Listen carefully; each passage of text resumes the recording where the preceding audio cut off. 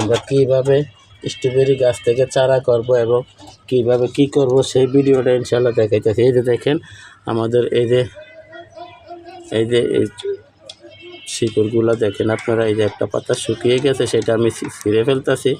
এই যে আমরা এখন এই যে এটা রোপণ করে দিলাম, দেখেন এই যে আলহামদুলিল্লাহ। আপনারা একটু ধৈর্য সহকারে দেখেন ভাই, কিছু মনে করবেন না, আলহামদুলিল্লাহ আপনাদের উপকার হবে। এই যে দেখেন শিকড়গুলা, এই যে আমরা এখানে রোপণ করে দিলাম ভাই। এই যে ইনশাল্লাহ গাছ হয়ে যাবে।